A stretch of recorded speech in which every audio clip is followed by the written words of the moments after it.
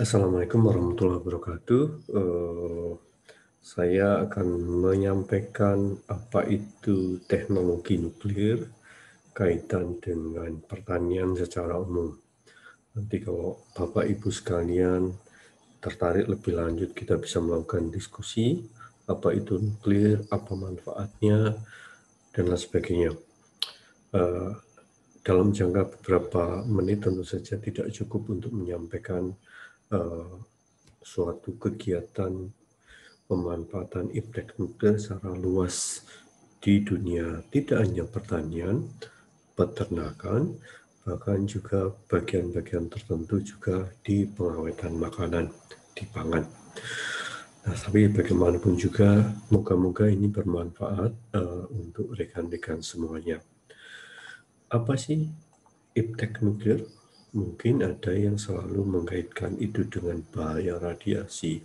Itu kaitan dengan Chernobyl, Fukushima, bom atom, dan lain sebagainya. Padahal iptek nuklir sudah dimanfaatkan di Indonesia sekian lama. Misalnya varietas padi unggul bikinan Batan itu mungkin sudah 1967 diciptakan, jadi sudah sangat lama, dan juga memberikan kontribusi bagi kemandirian serta ketahanan di bidang pangan di Indonesia. Nah, saya akan mulai dengan lingkup dari aplikasi radiasi atau iptek nuklir. Banyak sekali. Kita bisa kaitkan dengan masalah tanah, misalnya bagaimana kita membuat tanah menjadi subur.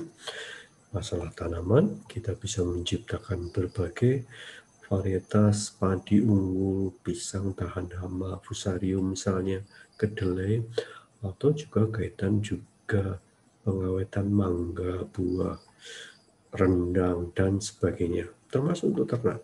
Bagaimana kita menciptakan vaksin untuk membasmi beberapa parasit misalnya. Masalah kita juga teknik hama, bagaimana kita menciptakan serangga mandul supaya melawan beberapa penyakit terkait dengan serangga. Nah, tentu saja kita menggunakan teknologi. Teknologinya apa? Kita menggunakan isotop.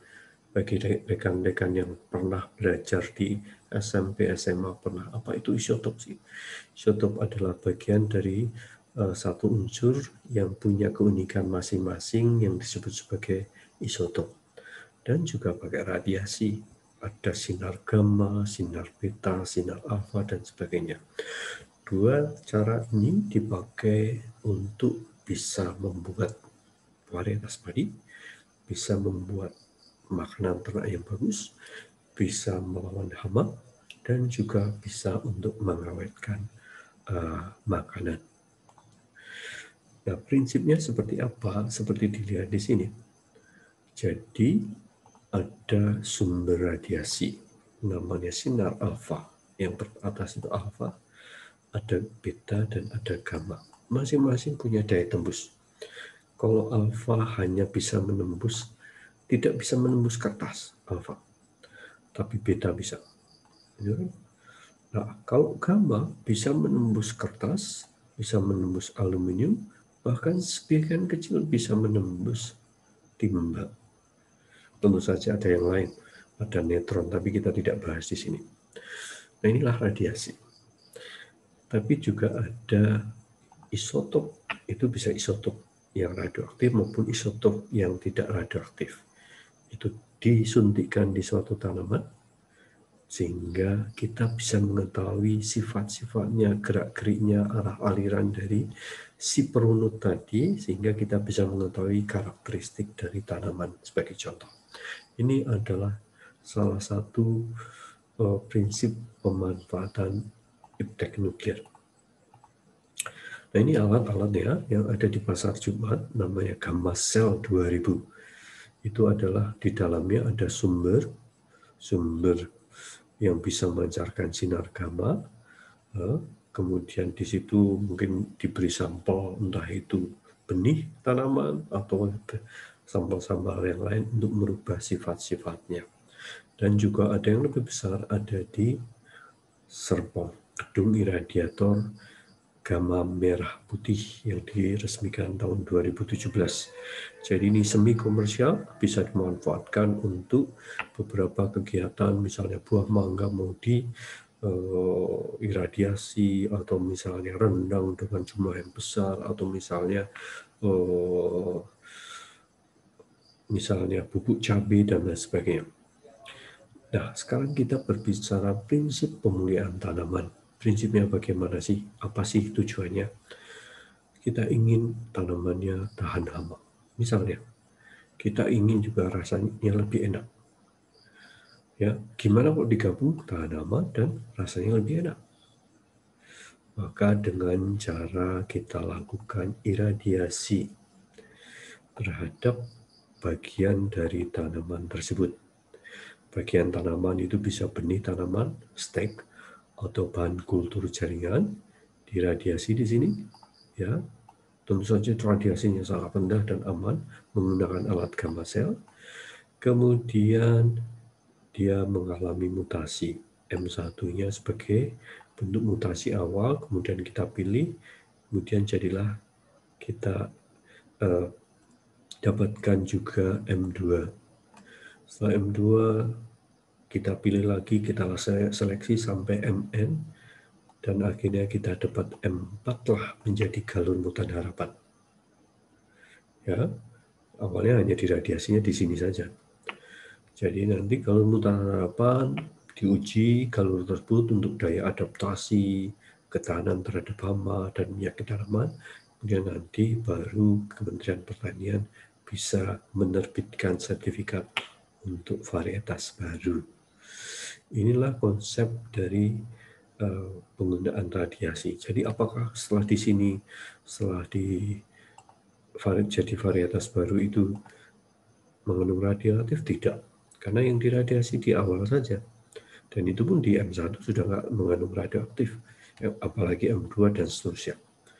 Inilah yang aman, yang selalu kita sampaikan, ini aman. Karena banyak negara juga memanfaatkan teknologi ini. Apa kelebihannya? Keuntungannya waktu relatif singkat. Jadi dibanding teknologi lain, dapat memisahkan suatu gen yang terkait atau gen linkage, dapat memunculkan sifat baru, misalnya tadinya mudah rebah menjadi tidak mudah rebah, anti hama, tentu saja enak, lebih efektif untuk perbaikan beberapa sifat saja. Ya, kelemahannya apa? Bersifat acak. Kita kalau mau tujuannya ini, gitu saja dari awal, belum tentu bisa terjadi. Jadi kita pilih, setelah hasil-hasilnya kita seleksi mana yang sesuai cocok keinginan kita, baru kita bisa menentukan ini varietas yang bisa kita unggulkan. Jadi tidak dari awal bisa kita rekayasa, yang bisa kita tetapkan adalah dosisnya berapa, kondisinya seperti apa, tapi kita tidak bisa melakukan atau merekayasa bagaimana mutasi terjadi. Ini contoh saja gimana hubungan antara radiasi dengan makin pendeknya tinggi tanaman. Ada beberapa jenis tanaman yang karena mudah rebah ada keinginan supaya tidak mudah rebah, misalnya. Nah, di dunia ada berapa yang sudah menggunakan teknologi ini? Di dunia ada 224 varietas tanaman dengan 3.275 varietas mutan. Sebagian besar di mana? Sebagian besar di Tiongkok. Jadi sebagian besar serealia 47,3%, bunga juga lumayan banyak 21,5%. Bagaimana menciptakan bunga yang indah, polong-polongan 13,6%, dan sisanya ada herba, umbi-umbian, fiber, dan lain sebagainya. Tetapi Indonesia memang hanya fokus pada bidang tertentu, salah satunya akibat terbatasnya sumber daya manusia dan anggarannya. Nah, Indonesia apa? Kita padi sudah cukup lama. Kita tahun 90 ada Atomita. Ya, ada Atomita 1, Atomita 2, kemudian di era Selanjutnya ada Celosari, Atomi 334, ada Diah Suci, Winongo, Kayangan, dan sebagainya. Dan yang terakhir adalah Rojo Lele. Ya, Rojo Lele-nya ada dua, yaitu Srinar dan Srinu. Ini adalah suatu kolaborasi kerjasama dengan pemerintah daerah Klaten. Nah, sekarang inilah hasil-hasil yang ada. Selanjutnya kita lihat. Ini adalah panen di Klaten, Bupati Klaten, Bu Sri Mulyani, kemudian ada pimpinan Batan, ada direktur di Badan Tenaga Atom Internasional serta FAO hadir juga untuk panen raya di Agroteknopark di Klaten. Ini juga kita panen varietas Mustaban di Cilacap. Bahkan di Polewali Mandar, Sulawesi Barat, banyak masyarakatnya menyukai beras sehat cap nuklir. Mereka mengatakan tidak mau makan kalau tidak makan beras sehat cap nuklir. Kita perhatikan, kalau di daerah lain kalau kita beri cap nuklir mungkin malah nggak laku. Kalau di Polman, di Polewali Mandar juga justru menjadi jaminan mutu dari produk-produk dengan radiasi. Di sisi lain juga kita menciptakan varietas unggul kedelai. Jadi banyak sekali dari mulai Muria, kemudian Meratus, Mutiara 1, dan seterusnya. Kita lihat mulai dari Muria tahun era antara 1980 sampai 90. Usia ginjanya antara 83 sampai 85 hari, 88 hari, dengan produktivitasnya 1,8 ton per hektar. Kemudian Meratus juga ada. Kemudian yang lebih baru ada Gama Sugeng 2, Gama Sugeng 1, dan lain-lain sebagainya. Jadi inilah produk-produk, ada yang cocok untuk kecap misalnya, ada yang cocok untuk produk tempe, dan lain sebagainya. Nah, sekarang ini adalah contoh di Polewali Mandar. Di sana ditanam Mutiara 1 yang cocok untuk produksi kecap. Kemudian kita ke sorghum. Kita mempunyai seorang peneliti namanya Profesor Suranto, sering ikut dalam beberapa webinar dengan Perserikatan BUM Desa Indonesia. Jadi dialah, saya katakan, Profesor Sorghum Radiasi, menciptakan beberapa varietas. Keunggulannya adalah daya adaptasi luas, kebutuhan air yang lebih sedikit, dapat ditanam di lahan marginal, lebih tahan terhadap hama penyakit. Ada Samurai 2, Samurai 1, Padan, dan sebagainya. Ini adalah Profesor Suranto. Dia menjadi pelatih bagi peneliti-peneliti dari negara-negara berkembang, termasuk di Afrika, bahkan dia sering dikirim ke banyak negara. Kita juga menciptakan kacang hijau Jamar, kacang hijau Muri. Kalau kacang hijau Jamar umur masaknya 60 hari, potensi hasilnya 1-2 ton per hektar, tahan terhadap bercak coklat, cukup tahan penyakit kudis, toleran terhadap lahan masam dan lahan asin. Juga ada kita menciptakan varietas gandum tropis. Kita sering menghadapi situasi sulit, gandum itu tidak cocok di negara tropis. Ternyata teman-teman di Banten mampu menciptakan gandum tropis namanya Gandesa.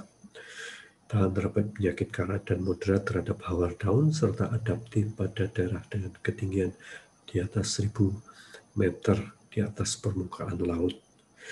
Ini merupakan potensi besar kalau kita ingin memanfaatkan gandum yang produk kita sendiri dan mengurangi impor dari luar negeri. Kita juga menciptakan Katantan 1, varietas kacang tanah, tahan dan terpenyakit karat, moderat juga terhadap hawar daun, dan sebagainya. Ada pisang Pirama 1, ini relatif baru, toleran terhadap penyakit layu fusarium dengan daya simpan 3-4 hari setelah panen. Ada kapas karisma, potensi produksinya tanpa insektisida 2008 kg kapas berbiji per hektar. Kita juga menciptakan beberapa bunga tanaman hias. Lebih dari 23 varietas krisan telah dilepas kerjasama dengan pihak lain. Kemudian juga rosmarun, yulikara, rosanda, dan sebagainya. Bagaimana aplikasi teknik nuklir untuk bidang hama dan penyakit tanaman? Ini ada teknologi, mungkin pakai istilah bahasa asing, tapi saya boleh mengatakan bahasa lebih sederhananya adalah teknik serangga madu atau TSM. Kalau bahasa Inggrisnya SIT, Sterile Insect Technique. Jadi pertama tujuannya adalah mensterilkan serangga-serangga jantan. Jadi seperti ini, mensterilkan serangga-serangga jantan. Jadi diradiasi calon untuk jadi serangga jantannya, setelah steril, kemudian diterbangkan dengan pesawat udara.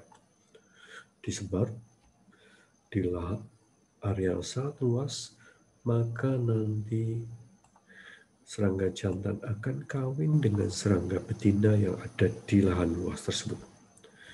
Perkawinan atau kawin itu, ya ini proses kawinnya, tidak akan menghasilkan serangga baru. Tidak akan menghasilkan serangga baru. Kalau 9 kali kita lakukan suatu penyebaran, kurang lebih seperti itu, maka kemungkinan besar hama serangga akan menjadi 0. Ini tidak hanya digunakan untuk masalah kebun, perkebunan, atau tanaman saja, tapi bisa dimanfaatkan untuk melawan DBD, demam berdarah. Jadi kita sebarkan nyamuk jantan, steril, kawin dengan nyamuk betina, sehingga itu akan mereduksi jumlah nyamuk, otomatis mampu meminimalisir demam berdarah. Nah, aplikasi yang lain untuk di bidang peternakan, manfaat teknik nuklir dalam bidang peternakan itu peningkatan produksi. Kita punya berbagai isotop, ini mungkin terlalu teknis. Isotop-isotop ini dimasukkan ke dalam tubuh ternak untuk mengetahui metabolisme, untuk mengetahui siklus hormonnya. Dengan tujuan apa? Misalnya dengan tujuan untuk mendapatkan siklus kapan dia harus kawin.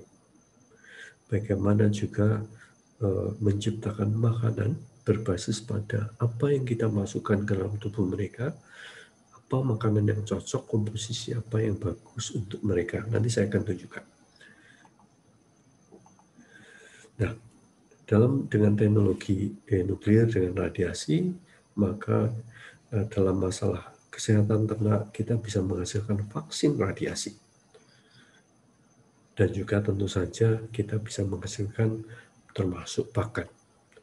Ini pakan misalnya kita sebut sebagai urea molase block, diciptakan berbasis pada bahan makanan lokal karena berbasis pada runutan terhadap dalam tubuh si sapi, kira-kira apa makanan yang bisa menghasilkan suatu kondisi tubuh sapi menjadi lebih baik dan lebih sehat, maka diciptakanlah komposisi yang tepat untuk makanan mereka, untuk makanan ternak tersebut. Jadi mekanisme seperti ini. Ada suatu materi lokal, misalnya daun apa saja, kemudian diberi label, dikasih perunut isotop-isotop, kemudian dimasukkan menjadi makanan sapi misalnya, kemudian keluarnya jadi apa, kita analisis. Kita bisa rubah di sini bagian bahan lokal ini, nanti kita bisa menemukan berbasis pada buangan dari kotoran sapi, kira-kira apa yang tepat makanannya untuk mereka. Nah, inilah salah satu kelebihan dari teknik nuklir. Kita juga menciptakan vaksin radiasi. Misalnya ini ookista, ada parasit namanya ookista yang mengganggu ternak, misalnya untuk ayam. Nah, untuk menghadapi ookista ini, kita radiasi saja ini ookista. Dengan radiasi rendah 125 Gray, maka ini jadilah suatu vaksin generasi pertama. Ini dimasukkan, dimakan oleh ayam, kemudian jadilah vaksin ookista generasi kedua. Inilah yang dipakai untuk vaksinasi untuk ayam-ayam yang usianya sangat muda, ya, sehingga tinjanya kita lihat bebas dari ookista. Inilah yang kita gunakan dalam sistem vaksinasi, khususnya ini sebagai contoh untuk parasit ookista. Nah, kita masuk ke bagian iradiasi pangan, karena judulnya sebenarnya saya diminta untuk berbicara masalah radiasi pangan. Radiasi tentu saja bisa membunuh mikroorganisme, bisa membunuh bakteri. Jadi kalau bahan makanan apa saja ditembak dengan radiasi yang terukur, radiasi itu memang kalau terlalu besar ya akan merugikan, tapi kalau rendah dan itu bisa dipertanggungjawabkan, manfaatnya besar. Jadi dimasukkan ke dalam iradiator, gedung tadi yang kita lihat, atau dia misalnya kecepatan tertentu, durasi tertentu, maka mereka bisa misalnya tahan berapa lama si bahan yang sudah diradiasi, atau mikroorganismenya bisa terbunuh sehingga pembusukannya menjadi lambat, dan lain sebagainya. Nah, ini adalah ukuran-ukuran dari radiasi yang dimasukkan, yang dipaparkan pada bahan yang ingin kita lakukan. Misalnya dalam radiasi yang rendah, ya, radiasi rendah, maka terjadilah apa yang disebut fitosanitari, yaitu bagaimana memusnahkan hama-hama pengganggu, misalnya di buah, misalnya mangga misalnya, mencegah tumbuh misalnya, karena misalnya kok bawang kan tidak ingin kita supaya pas ditransportasi keluar tumbuhannya, kemudian menunda kematangan, bagaimana sampai konsumen, sampai negara tempat yang dituju masih dalam keadaan fresh. Kalau kita naikkan radiasinya menjadi medium, maka itu mengurangi risiko penyakit bawaan makanan. Cegah pembusukan, makanan menjadi lebih awet. Ya. Kalau lebih tinggi lagi, menjadi steril. Ini biasanya digunakan untuk makanan para awak misi ruang angkasa maupun untuk masa simpan jangka panjang. Misalnya kita mengirim ke lokasi-lokasi korban bencana alam di mana mereka membutuhkan makanan yang awet, tahan lama, siap saji, maka bisa memanfaatkan teknologi radiasi untuk pengawetan makanan. Nah, biasanya menurut kelaziman dan standar internasional, maka bahan yang diradiasi itu harus diberi logo seperti ini, logo Radura. Itu menunjukkan bahwasanya bahan makanan atau apa saja yang diradiasi sudah mengalami proses radiasi. Tujuannya adalah supaya semuanya menjadi tahu ini sudah bersih, menggunakan teknik-teknik radiasi. Nah, di situ kalau di luar negeri bisa jadi ini menjadi jaminan mutu, tapi di Indonesia kadang-kadang ada konsumen mengatakan, wah saya takut Pak kalau malah ada logonya Radura ini. Kita lanjut. Nah, ini contoh saja suatu daging untuk astronot di luar angkasa, NASA ini. Jadi ada logo NASA di sini. Di sini ada logo Raduranya. Jadi sudah steril. Jadi ini ada apa tuh? Kalkun asap misalnya atau daging misalnya, itu sudah aman, sudah steril, awet dalam waktu yang lama.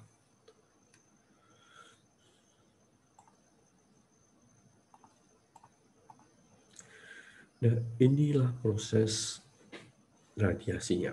Jadi kalau Anda datang ke Serpong, ada sumber radiasi ada di dasar kolam. Kemudian kalau ada suatu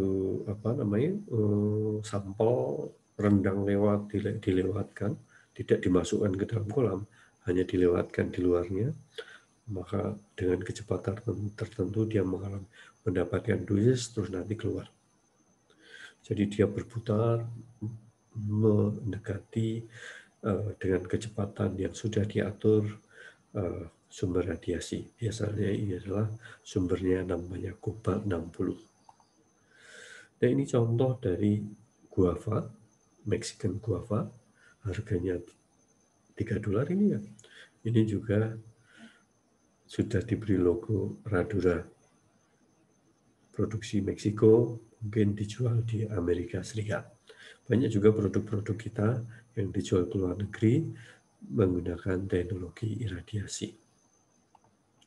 Ini adalah fasilitas di Serpong, sangat besar, yang dibangun tidak terlalu lama yang lalu, diresmikan 2017 oleh Pak Wakil Presiden waktu itu, Pak Yusuf Kala. Jadi silakan kalau Anda punya komunitas apa saja menggunakan tarif PNBP, ya, menggunakan tarif PNBP, penerimaan negara bukan pajak. Jadi relatif murah dibanding kalau Anda datang ke swasta, misalnya ke Cikarang. Demikian kira-kira yang bisa saya sampaikan. Terima kasih. Mohon maaf, mungkin saya tidak bisa berdialog dengan Bapak Ibu karena saya melakukan rekaman ini. Tapi kapan saja Anda ingin berdiskusi, Bapak Ibu ingin berdiskusi, kami siap membantu. Bahkan saya ajak beberapa ahlinya yang bisa juga memberikan advice, bantuan terkait apa itu teknologi nuklir untuk pertanian pangan. Tidak hanya untuk itu saja, untuk kesehatan juga bisa, untuk lingkungan juga bisa.